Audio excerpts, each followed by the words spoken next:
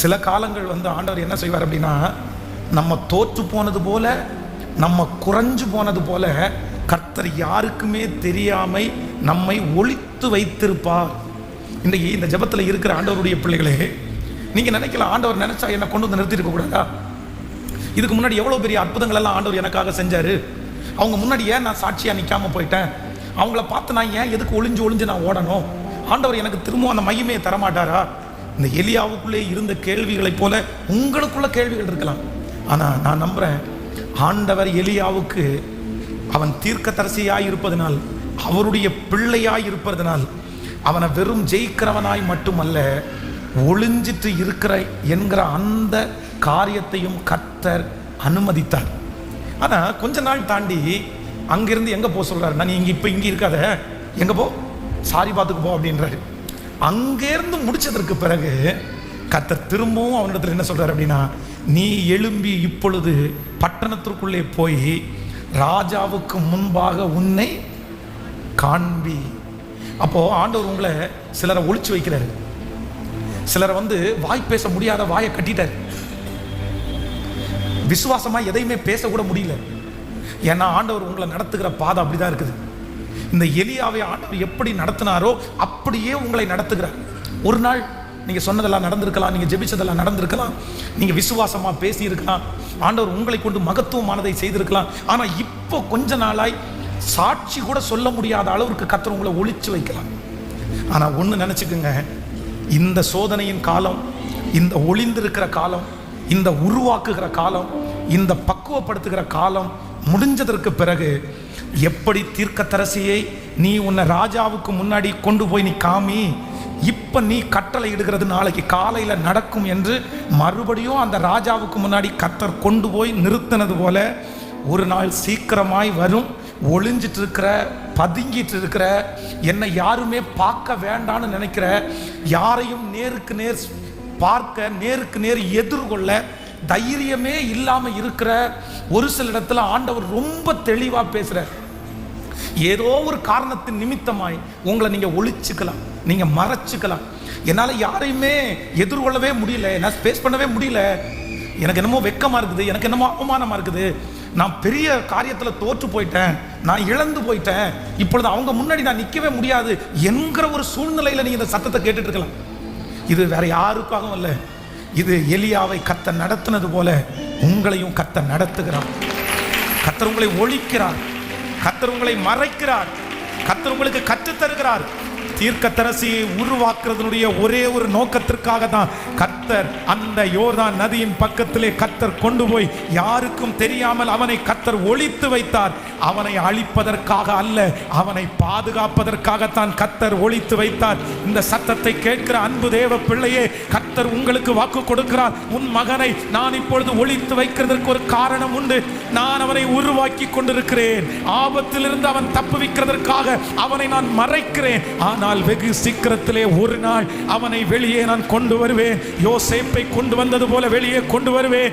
எலியாவை கொண்டு வந்தது போல கொண்டு வந்து ராஜாக்கு முன்பாக தைரியசாலியாய் நிற்க வைப்பேன் என்று கர்த்தர் வாக்கு கொடுக்கிறார். நம்புறவங்க கரங்களை தட்டி கர்த்தரை நம்பி, இந்த வார்த்தை எனக்கான வார்த்தை தான் பிரதர். கர்த்தர் ஒரு நாள் உங்களை ராஜாவுக்கு முன்னாடி நிற்க வைப்பார். சிஸ்டர், உங்களை கர்த்தர் ஒரு நாள் ராஜாவுக்கு முன்பாய் கொண்டு வந்து நிறுத்துவார். அன்றைக்கு நீங்கள் முன்பு ஆணையிட்டது போல ஆணையிடுவீர்கள். முன்பு சொன்ன சாட்சியை நீங்கள் சொல்லுவீர்கள். முன்பு இருந்ததை விட கர்த்தர் மீண்டும் உங்களை கட்டி உங்களை புதுப்பித்து, இதற்கு முன்பாக சொன்ன வார்த்தையினுடைய அதிகாரத்தை விட இப்பொழுது நீங்கள் சொல்லுகிற வார்த்தையின் அதிகாரம் அது பெரியதாயிருக்கும். ஹல்லேலூயா. கைகளை அசைத்து ஒரு ஹல்லேலூயா. ஆண்டவரே, நீர் என்னை ஒளித்து வைக்கிறதற்காக நன்றி. ஹல்லேலூயா. அப்போ நம்ம கர்த்தர் ஒளித்து வைத்திருக்கிற காலத்துல நம்ம துடிச்சிடக்கூடாது. நம்மளை நிறைய பேர் என்ன நினைக்கணும்னா, அவங்க முன்னாடி நிற்கணும், அவங்க முன்னாடி சாட்சியாக நிற்கணும், அவங்க முன்னாடி நம்ம வெட்கப்பட்டு போகக்கூடாது, அவங்க முன்னாடி வீடு கட்டி காமிக்கணும், அவங்க முன்னாடி கார் வாங்கி காமிக்கணும், அவங்க முன்னாடி சாட்சி சொல்லி ஆகணும் அப்படின்னு நம்ம நினைச்சு வேகமாக இருப்போம். ஆனால் ஒன்று நினைங்க, கர்த்தர் உங்களை கொண்டு வந்து நிறுத்துற வரைக்கும் நீங்கள் ஒதுங்கியே இருக்கிறது தவறு அல்ல. ஆமென். ஒளிஞ்சு இருக்கிறது தவறு அல்ல. நான் நம்புறேன், ஏற்ற காலத்தில் ஆண்டவர் உங்களை வெளியே கொண்டு வருவார். அப்போ ஆண்டவருடைய பிள்ளைகள் வந்து எப்பொழுதுமே யாருக்கும் தெரியாமல் மறைஞ்சு இல்லை யாருடைய முகத்தையும் பார்க்க முடியாம நம்ம வந்து நம்மளை ஒதுக்கிக்கிறத நினைச்சு நம்ம துக்கப்படுறோம். சிலர் வந்து தோற்று போனதாய் நினைக்கிறீர்கள். சிலரை வந்து உங்களால எதிர்கொள்ளவே முடியாம நீங்க தோற்று போனதா நினைக்கிறீங்க. ஏன் நீங்க உங்களை ஒதுக்குறீங்கன்னா நீங்க தோற்று போனதுனால தான் முன்னாடி காமிக்க வேண்டாம்னு நினைக்கிறீங்க. இல்ல ஆண்டவருடைய பிள்ளைகளே, ஆண்டவர் மற்றவங்களுக்கு முன்னாடி நம்ம நிற்கவே முடியாத அளவிற்கு நம்மளை தனிமைப்படுத்தி நம்மளை ஒதுக்குறார் அப்படின்னா நீங்க பயப்படாதீங்க. இந்த காலம் முடிஞ்சதற்கு பிறகு நிச்சயமா அவங்க முன்னாடி கர்த்தர் இந்த தீர்க்கதரிசியை கொண்டு வந்து நிறுத்தினாரா? ஆண்டவர் ஒரு நாள் கொண்டு வந்து நிறுத்தினாரா? எப்படி கொண்டு வந்து நிறுத்தினார் என்றால், முன்பு அவன் ஆணையிட்டபடி நடந்தது. இப்பொழுதும் தீர்க்கதரிசி ஆணையிடும் போது கூட இருக்கிற வேலைக்காரன் சொல்லுகிறான், ஆண்டவர் இந்த வானத்தினுடைய மதகுகள் திறந்தா கூட இது என்ன பண்ணாது, இதெல்லாம் நடக்காது, இதெல்லாம் எப்படி நடக்கும் அப்படின்னு அந்த தீர்க்கதரிசியினுடைய வேலைக்காரன் சொல்லுகிறார். ஆனா ஆண்டவர் உங்களை கொண்டு வந்து நிறுத்தும் போது அப்படிதான் இருக்கும். மற்றவங்க ஆச்சரியப்படுற அளவிற்கு இவனா இவளா இந்த வீட்டினுடைய மகனா அப்படின்னு நினைக்கிற அளவிற்கு நிச்சயம் ஆண்டவர் உங்களை அவர்களுக்கு முன்பாய் கொண்டு வந்து நிறுத்துவார். நீங்கள் நிறைய பேர் சீக்கிரமாய் கர்த்தர் உங்களை வெளியரங்கப்படுத்த போகிறார். சீக்கிரமாய் கர்த்தர் உங்களை பிரகாசிக்கிற கல்லுகளாக கர்த்தர் உங்களை பயன்படுத்த போகிறார். ஹல்லேலூயா. கைகளை உயர்த்தி ஆண்டவரிடத்தில் சொல்லுங்க, ஆண்டவரே ஹல்லேலூயா, நான் உங்க கையில மறைஞ்சிருக்கிறேன், நான் உங்க கையில ஒளிஞ்சிருக்கிறேன். ஆமென். நீங்க நினைச்சீங்கன்னா வானத்திலிருந்து ஆகாரத்தை கொடுத்திருக்கலாம். ஆனா நீங்க அப்படி கொடுக்கல. தீர்க்கதரிசி அவருடைய வாயை திறந்து எத்தனையோ வார்த்தை சொல்லும் போது அற்புதம் நடந்துச்சு. ஆனா இப்ப எந்த அற்புதத்தையும் ஆண்டவர் அவனுக்கு அவங்க கைகளினால செய்ய விடாம அமைதியா உட்கார வச்சு. ஹல்லேலூயா. பக்கத்தில் உள்ள கைகளை பிடிச்சு சொல்லுங்க, கர்த்தர் உங்களை அமைதியா சில காலங்களில் கர்த்தர் உங்களை உட்கார வைப்பார். நீங்க சோர்ந்து போகாதீங்க. அது உங்களுக்கு பலப்படுகிற காலம். ஆமென். விசுவாசிக்கிறீங்களா? உண்மையான எலியா யாருக்கு தெரியுமா? கேரித்த ஆற்று நீர் வற்றி போகும்போது இதுக்கு முன்னாடி இருந்த எலியாவா இருந்தா கேரித்த ஆற்று நீர் வற்றி போகும்போது என்ன சொல்லியிருப்பாரு? நீ வத்தி போகாத, நான் இந்த கரையில இருக்கிற வரைக்கும் நீ எனக்கு என்ன கொடுக்கணும்? தண்ணி கொடுக்கணும். அது நடந்திருக்குமா? ஃபர்ஸ்ட்ல இருந்த எலியா அப்படிதான். ஆனா இப்ப ஆண்டவர் ஊருக்கே சாப்பாடு கொடுத்த அந்த மனுஷனுக்கு இப்ப அவனுக்கு என்ன இல்லை? நான் ஏற்கனவே உங்களுக்கு சொல்லியிருக்கிறேன், காகத்தினுடைய வாயிலிருந்து அப்பமானாலும் இறைச்சிவானாலும் வாங்கி சாப்பிட்றதுக்கு நமக்கு ஒரு கெஸ் வேணும். எப்படி சாப்பிட முடியும்? தட்டில் கொடுத்தா சாப்பிடலாம், சட்டியில் கொடுத்தா கூட சாப்பிடலாங்க. ஆனா இன்னொருத்தருடைய எச்சிலேருந்து எடுத்து சாப்பிட்றதுக்கு ஒரு டம்ளர் தண்ணி குடிச்சிட்டு அந்த டம்ளரை வச்சா கூட நம்ம நிறைய பேர் என்ன பண்ண மாட்டோம்? அதுக்கு தான் யூஸ் அண்ட் த்ரோன்ற டம்ளரே கண்டுபிடிச்சோம். அப்போ ஒரு காகம் அது எந்த சூழ்நிலையில் கொண்டு பாருங்க. இதுக்கு முன்னாடி எலியாவுடைய வாழ்க்கை எப்படி இருந்துச்சு?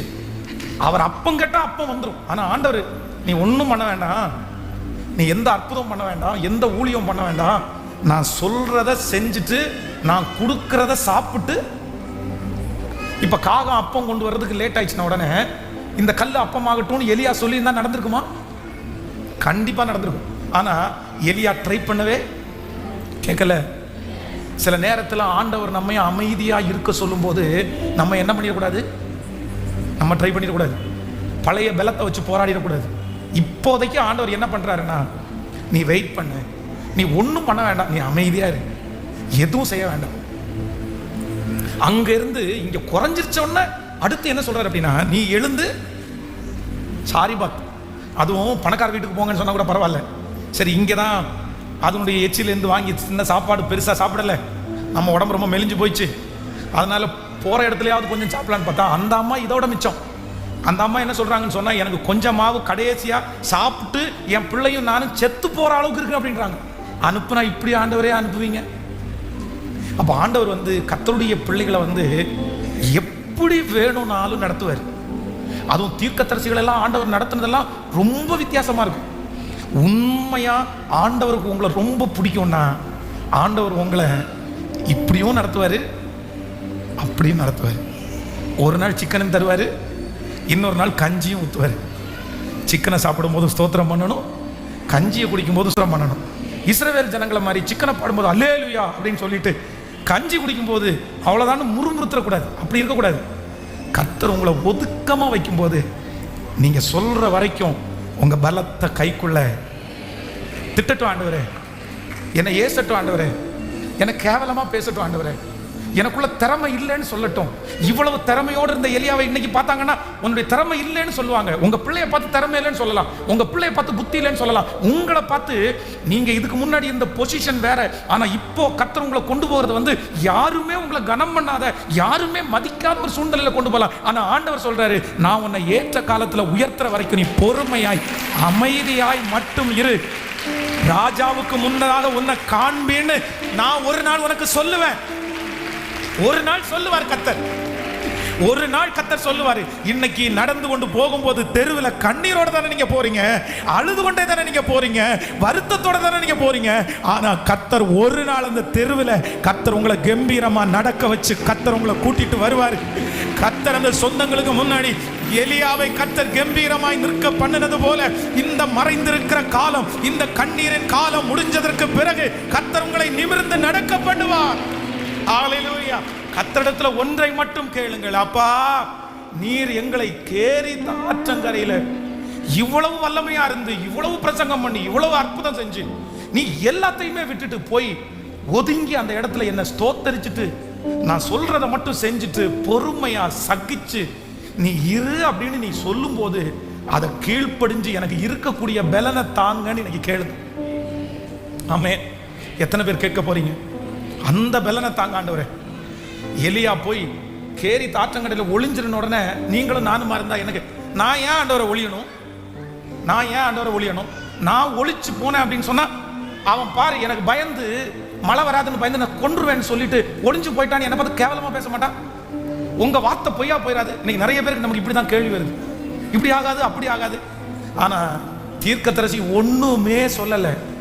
சில டைம் கெத்தாவும் சில டைம் வெத்தாவும் ஆண்டவர் வைப்பார். ஏன்னா நமக்கு கொடுத்ததெல்லாம் யாரு தான் கொடுத்தா? சத்தமா சொல்லுங்க. சில டைம் வாய் புகழும், சில டைம் வாய் காரி துப்பும். ஆனா இதை ரெண்டையும் பேலன்ஸ் பண்றதுக்கு எந்த ஆண்டவருடைய பிள்ளைக்கு தெரியுமோ அவங்க தான் உண்மையாய் ஆண்டவரோட நடக்கிறாங்க.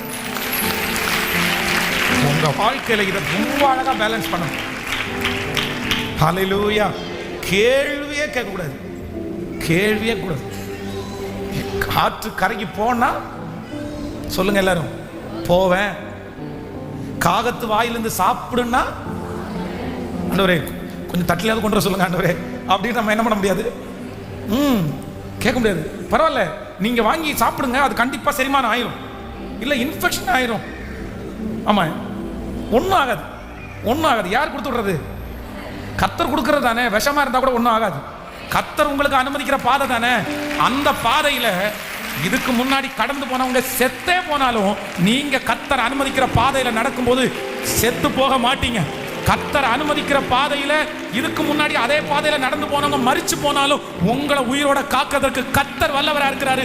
அந்த பிரச்சனை உங்களை ஒண்ணும் பண்ணாது, அந்த வியாதி உங்களை ஒண்ணும் பண்ணாது, அந்த சூழ்நிலை உங்களுக்கு ஒண்ணும் பண்ணாது. கண்டிப்பா அது கர்த்தர் அனுமதிக்கிறதுனால அதனால எந்த பக்க விளைவும் உங்களுக்கு வரவே வராது. ஆமென். அதனால நீங்க சோர்ந்து அப்படி யோசிக்கவே வேணாம். ஆண்டவர் சொல்லிட்டார்ல, அமர்ந்திருப்போம், அதற்கு பிறகு காமிக்க சொல்லும் போது காமிப்போம். ஹல்லேலூயா. கையை உயர்த்தி சொல்லுங்க பார்க்கலாம், ஆண்டவரே உங்க பலத்த கைக்குள்ள, உங்க பலத்த கைக்குள்ள. ஹல்லேலூயா.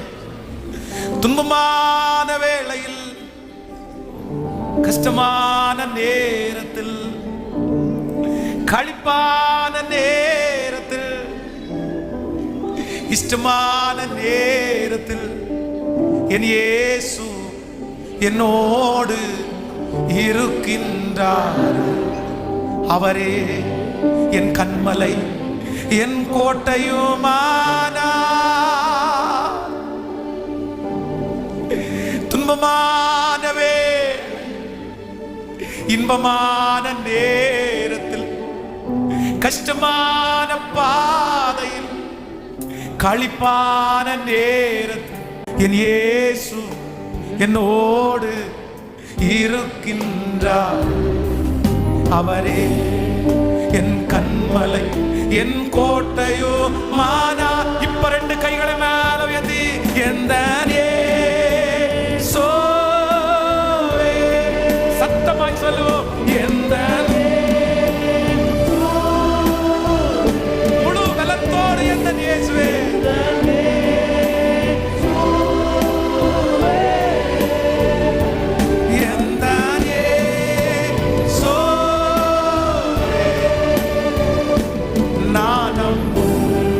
கண்மாலை என்றுமே உம்மை நான் என்றும் சார்ந்திடுவேன்.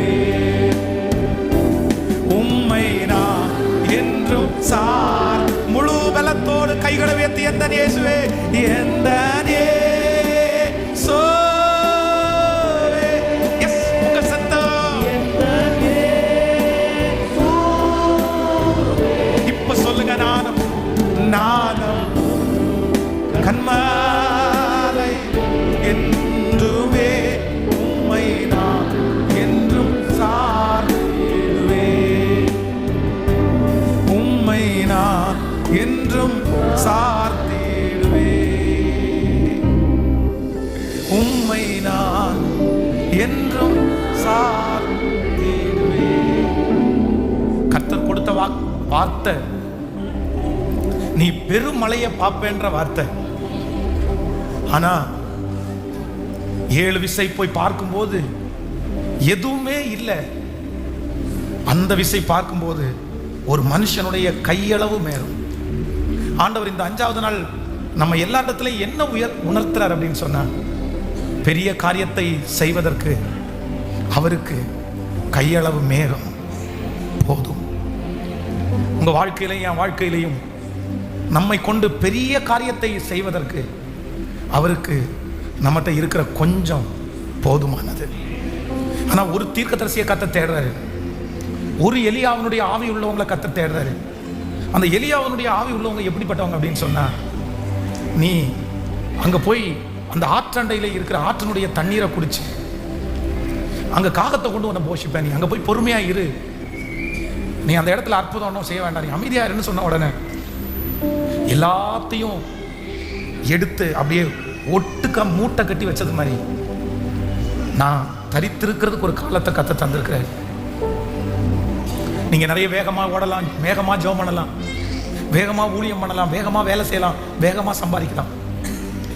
ஆனா ஒரு காலம் கர்த்தர் உங்களை ஒளிஞ்சிருக்கிற பண்ற காலத்திலையும் நீங்க வேகமா இருக்கணும்னு நினைக்க வேண்டாம். கர்த்தரோடு கூட கீழ்ப்படிஞ்சு அப்படியே பொறுமையா அமைதியாய் காத்திருங்கள். ஆண்டவர் அந்த காலம் முடிஞ்சதுக்கு பிறகு இப்ப சொல்லுவாரு, நீ இப்ப போ, நீ எழும்பி உன்னை ராஜாவுக்கு முன்பாய். நிறைய பேரை கர்த்தர் பயன்படுத்த போற. நீங்க சீக்கிரமா ராஜாவுக்கு முன்பாய் உங்களை காண்பிக்க போகிறீர்கள். போதும் மகளே நீ பொறுத்திருந்தது, போதும் மகனே நீ அமைதியா இருந்தது அப்படின்னு ஆண்டவர் இங்க இருக்கிற நிறைய பேரை பார்த்து சொல்லுவோம். எல்லாவற்றையும் ஆண்டவர் கொடுத்துட்டு இப்படி எடுத்துட்டாரே, எல்லாவற்றையும் கொடுத்துட்டு ஆண்டவர் இப்படி எடுத்துட்டாரே. ஏதோ ஒரு சத்தம் ஆண்டவருடைய சமூகத்துல போய் கேக்குது. ஏன் கொடுத்தீங்க ஆண்டவரே? ஏன் அந்த ராஜாவுக்கு முன்னாடி என்ன சவால் விட வச்சீங்க? எதுக்கு இவ்வளவு அற்புதத்தை என் மூலமா பண்ணுனீங்க? இப்போ எல்லாத்தையும் பண்ணிட்டு இப்போ எல்லாத்தையுமே என்னை விட்டு எடுத்து என்னை கொண்டு போய் ஒதுக்கி வச்சிருக்கிறீங்களே. ஆனா ஆண்டவர் இல்ல இல்ல, உன்னை ஒதுக்கி வச்சேன்னு நீ நினைக்காத. யோபுவை கொடுத்ததும் நான் தான், எடுத்து சொன்னதும் நான் தான், மறுபடியும் இரட்டத்தனையாய் அவனுக்கு கொடுத்ததும் நான் தான். உனக்கு சொன்னதை செய்யும் அளவும் கைவிடாத கர்த்தர் முன்னாடி இருந்த பலத்தை விட 2 மடங்கு பலத்தை நான் உனக்கு தருவேன். நீ எனக்கு முன்பாக நடந்து கொண்டு உத்தமனாயிரு. நன்றி நன்றி நன்றி. எல்லாருடைய எழுப்பி நிற்கலாமா? கையளவு மேகம், ஒரு கூழாங்கல். Thank you Jesus. 5 அப்பம் 2 மீன். Thank you Jesus. கவனிங்க, எமோரியரின் ராஜா இரும்பு ரதங்களை வச்சிருந்தார். எமோரியரின் ராஜாவுக்கு இருந்த அந்த ரதங்கள் இரும்பு ரதங்கள். அவ்வளவு பெரிய யுத்த வீரன். ஆனா அந்த யுத்த வீரனை கர்த்தர் அழிப்பதற்கு, அந்த இரும்பு ரதங்களை கவிழ்த்து போடுவதற்கு ஆண்டவர் பீரங்கி எல்லாம் யூஸ் பண்ணல, வெட்டுக்கிளிகளை கர்த்தர் பயன்படுத்தினார். எது? வெட்டுக்கிளி. அதனால சிறியவைகளை கொண்டாகிலும் பெரியவைகளை கொண்டாகிலும் உதவிகள் செய்வது கர்த்தருக்கு. அல்லேலூயா. நான் நம்புறேன் ஆண்டவர், நான் நம்புறேன். எனக்கு ஒரு கையளவு மேகத்தை நீங்க கொடுப்பீங்க. நீங்க சொன்ன வார்த்தையின்படியே நான் பெருமழையை நான் பார்ப்பேன். எல்லாரும் ஜெபம் பண்ணுங்க பார்க்கலாம். இந்த 5வது நாள் பிரசன்னத்தோட ஆண்டவர் வந்திருக்கிறார். இன்னும் ஒரு நாள், நாளைக்கு முடிச்சு ஞாயிற்றுக்கிழமை ஃபைனல் டே. ஆண்டவர் மகிமையா இறங்க போறார். இந்த 7 நாட்கள்ல ஆண்டவர் நம்மகிட்ட நிறைய பேசிட்டாரு. நீ கிரியை செய்கிறது மட்டும் பலன் அல்ல, நீ ஒளிந்து கொண்டிருக்கிறது அதை விட பெரிய பலன். நீங்க எதிரிக்கு முன்னாடி சவால் விட்டு நிற்பது மட்டும் பலன் அல்ல, எந்த சவாலும் பண்ண முடியாம ஒளிஞ்சிட்டு இருக்கிறது அதுவே உனக்கு பலன். ஆபத்து காலத்தில் சோர்ந்து போவாயானால் உன் பலன் குறுகிட்டு அப்படின்னு பைபிள் சொல்லுது. இதுதான் பலன் சிஸ்டர், இதுதான் பலன். நன்றி நன்றி நன்றி நன்றி நன்றி. நான் நிற்கும் பூமி நிலை குலைந்து அழிந்தாலோ, என் நம்பிக்கையின் அஸ்திபாரம் நான் நம்புவதற்கு என்றாலும் நம்புவேன் என் இயேசு. நான் நம்புவதற்கு ஒன்றுமில்லை, நம்புவேன். ஓ ஹல்லேலூயா. எந்த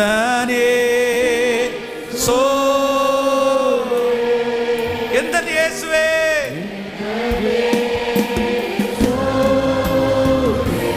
முழு பலத்தோடு எந்த இயேசுவே,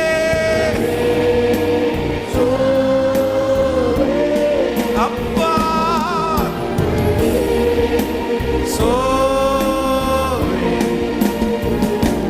நானும் கண்மாலை என்றுமே உம்மை நான் என்றும் சார். நானும் கண்மலை என்றுமே, கண்மாலை என்றுமே உம்மை நான் என்றும் சார். உங்க எல்லாருடைய தலையின் மேல கரங்களை வைத்து உங்களுக்காக நான் ஜெபிக்கிறேன். ஆன்லைன் மூலமா இந்த சத்தத்தை கேட்டுக்கொண்டிருக்கிற பிள்ளைகளுக்காகவும் ஜெபிக்கிறேன். அப்பா தகப்பனே,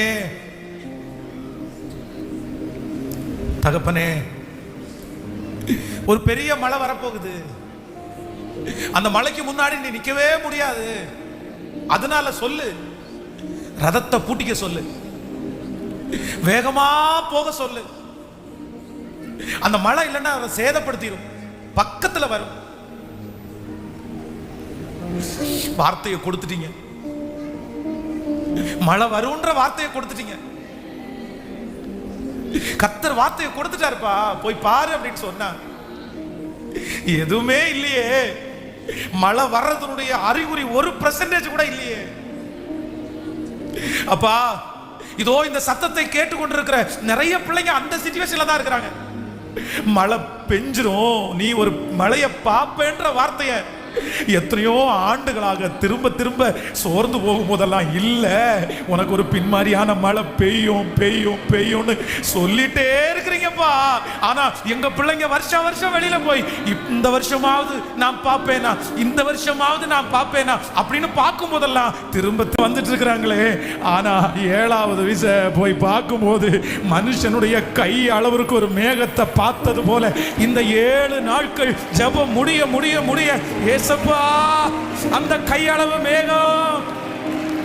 எந்த தாயார் கலங்கி போய் இருக்கிறாங்களோ, எந்த தகப்பனார் கலங்கி போய் இருக்கிறாரோ அவருடைய குடும்பத்தில் அந்த பிள்ளைக்கு ஒரு கையளவு மேகம், அந்த காரியத்தில் ஒரு கையளவு மேகம். உம்முடைய ஊழியக்காரனாகிய நான் பலிபீடத்தில் நின்று ஜெபிக்கிறேன். இயேசுவே இறங்குமப்பா, இறங்குமப்பா, இறங்குமப்பா. அந்த கையளவு மேகத்தை பாத்திர போகிறதற்காய் நன்றி ஆண்டவரே. அந்த அற்புதத்தை கண்ணுல பார்க்க போகிறதற்காய் நன்றி ஆண்டவரே. அந்த பெருமழையை நீர் கொடுத்த வாக்குத்தத்தத்தை அவங்க கண்ணு காண்றதுக்கு முன்னாடி அவங்களை எடுத்துக்காதீங்க. வெகு சீக்கிரத்தில் அந்த வாக்குத்தத்தம் ஆம் என்றும், கைகளை தட்டி கொண்டிருக்கும் போதே ஆம் என்றும் ஆமென் என்றும், ஒவ்வொருவருக்கும் வியாதிகள் மறைவதாக. எங்க பிள்ளைங்க என்னென்ன ஜெப குறிப்புகளை மனதில் சுமந்து வந்திருக்கிறார்களோ அத்தனை ஜெப குறிப்புகளுக்கும் இந்த 5வது நாள் பதில் கொடுக்கிற கர்த்தர் எங்க பிள்ளைகளை சாட்சியா நிறுத்துங்க ஆண்டவரே, நிறுத்துங்கப்பா, நிறுத்துங்க ஆண்டவரே. போதும், நீ ஒளிஞ்சிருந்தது போதும். நீ இப்ப போய் ஆகாபுக்கு முன்னாடி உன்னை காண்பி, ராஜாவுக்கு முன்னாடி உன்னை காண்பி. இப்ப நீ போ, சரியா இருக்கும். இப்ப நீ போ, மறுபடியும் அந்த மாதிரி வார்த்தையை சொல்லுவேன். இப்ப நீ போ, உன் வாயில் இந்த அற்புதம் ஃபர்ஸ்ட் மாதிரி நடக்கும். இப்ப நீ போ, உன் உயிருக்கு எந்த ஆபத்தும் வராது அப்படின்னு தீர்க்கதரிசி அனுப்பின தெய்வம் இந்த 7 நாள் ஜெபம் முடிகிறதுக்குள்ள மறைஞ்சிருக்கிற ஒளிஞ்சிருக்கிற என்னுடைய பிள்ளைக்கு போதும், நீ எழும்பி போய் ராஜாவுக்கு முன்னாடி உன்னை காண்பி, சொந்தத்துக்கு முன்னாடி நான் உன்னை காண்பி, நீ வெட்கப்பட்டு போன இடத்துல உன்னை நீ காண்பி. இயேசுவே இயேசுவே, மூடப்பட்ட அந்த அபிஷேகம் இந்த 7 நாட்களை என் பிள்ளைக்கு திரும்ப கிடைக்கட்டும்பா. பழைய ஜெப ஆவி ஊற்றப்படட்டும் ஆண்டவரே, பழைய அபிஷேகம் ஊற்றப்படட்டும் ஆண்டவரே. இழந்து போன சகலமும் என்னுடைய பிள்ளைக்கு மறுபடியும் கட்டப்படுவதாக இயேசுவின் நாமத்தில். அவனுடைய உயிரோடு போராடி கொண்டிருக்கிற அந்தகார கிரியைகள் அழிவதாக, எதிர்காலத்தோடு போராடி கொண்டிருக்கிற கிரியைகள் அழிவதாக. இப்பொழுது இந்த 5வது நாள் வானத்திலிருந்து ஒரு அக்கினி இறங்கி, ஒரு மகிமை இறங்கி இப்பொழுது அப்படிப்பட்ட இருக்கிற ஒவ்வொரு பிள்ளைகளையும் நனைக்கட்டும். Thank you Jesus. இந்த சத்தத்தை எங்க இருந்து கேட்டாலும், எவ்வளவு தூரத்திலிருந்து கேட்டாலும் ஆண்டவரே, நான் ஜெபிக்க ஜெபிக்க அந்த மகிமை உங்க பிள்ளைகளை தொட்டு கொண்டிருக்கிறதற்காய் நன்றி அப்பா. ஹalleluya, ஆமென். கர்த்தர் நம்முடைய ஜெபத்தை கேட்டிருக்கிறார். கைகளை தட்டி ஹalleluya. இந்த 7 நாட்கள்ல ஒரு பெரிய மாற்றத்தை கர்த்தர் தரப்போறார். ஆமென். கர்த்தர் உங்களை ராஜாக்களுக்கு முன்பாக கர்த்தர் நிற்க வைக்க போற, ஒளிந்திருக்கிற நம்மை கர்த்தர் வெளியே கொண்டு வர போற. ஆமென். கடைசியாக அந்த பாட்டை பாடி நம்ம முடிக்க போறோம். ஆமென். நம்பத்தக்கவர் நீர் ஒருவர் தானே, உண்மை உள்ளவர் நீர் ஒருவர் தானே. எல்லாரும் சேர்ந்து பாடி ஆண்டவர் இந்த 5வது நாளை நம்ம நிறைவு செய்ய போறோம். நாளைய தினத்தில் நமக்கு ஜெபம் சரியாக 7 மணிக்கு ஆரம்பிக்கும். கடைசி நாள் ஞாயிற்றுக்கிழமை அன்னைக்கு சரியாக 6:30 மணிக்கெல்லாம் ஆரம்பிச்சிடும். ஞாயிற்றுக்கிழமை மாலையிலே வாலிபர்களுக்காக ஒரு சின்ன ப்ரேயர் இருக்கிறது. வாலிபர்களுக்காக ஒரு சின்ன ஆப் ஒன்று நாங்கள் இன்ஸ்டால் பண்ண போகிறோம். அதை உங்களுக்கு சொல்ல போகிறோம். அதனால் எல்லாரும் கலந்து கொள்ளுங்கள். ஆண்டவர் உங்களை மகிமையாய் நிரப்புவார். ஆன்லைனில் இருக்கிற பிள்ளைகள் உங்களுக்கு ஜெப குறிப்புகள், உங்கள் ஃபேமிலிக்காக ஜெபிக்கிற ஜெப குறிப்புகள் வேண்டுமென்றால் கொடுக்கப்பட்டிருக்கிற 82228102 என்கிற நம்பருக்கு உங்களுடைய வாட்ஸ்அப்பில் உங்களுடைய ப்ரேயர் ரிக்வெஸ்ட்டை அனுப்புங்க. கண்டிப்பாக உங்களுக்காக நாங்கள் ஜெபிக்கிறோம். ஆண்டவர் ஆசீர்வதிப்பார். ஆமென். கரங்களை தட்டி எல்லாரும் தேங்க்யூ ஜீசஸ். ஆமென். எல்லாரும் சந்தோஷத்தோடு அந்த வார்த்தையை கர்த்தர் நிறைவேற்றினார்.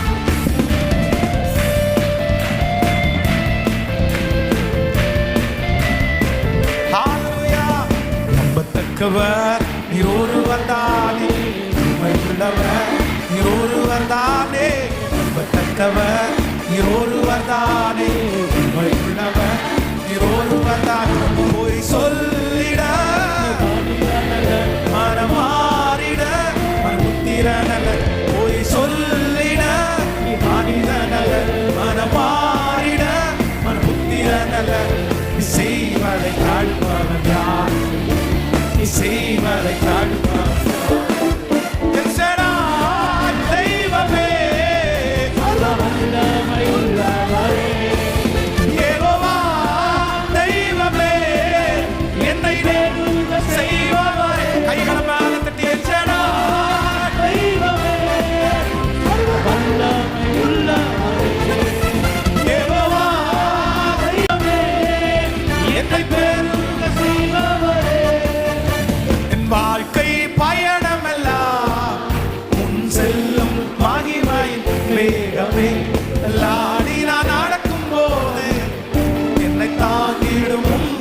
நான் கண்டேன்.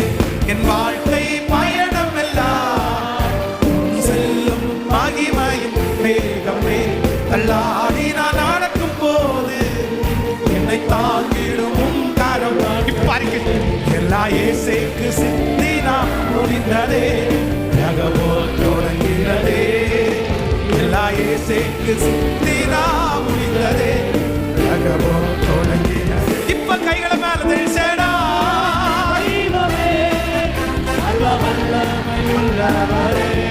ஓ யெகோவா, என்னை பெருக செய்பவரே.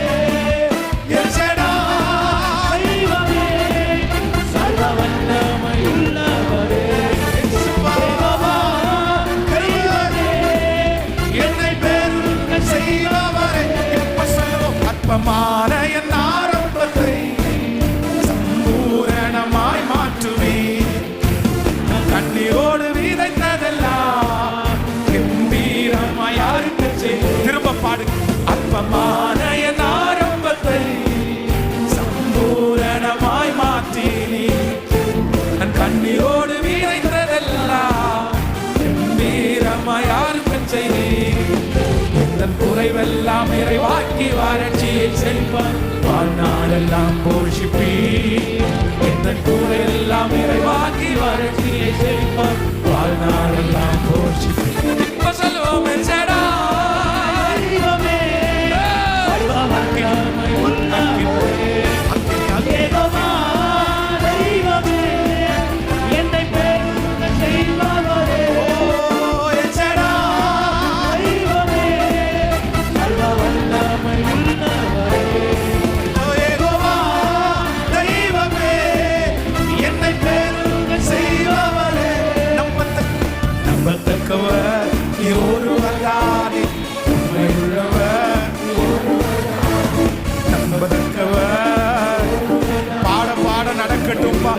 அற்புதம் நடக்கணும். போய் சொல்லிட மனமாறிட, போய் சொல்லிட மனமாறிட.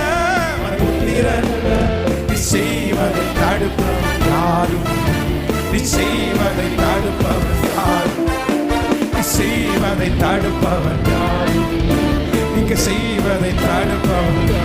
கைகளை தட்டி கர்த்தருக்கு மகிமை.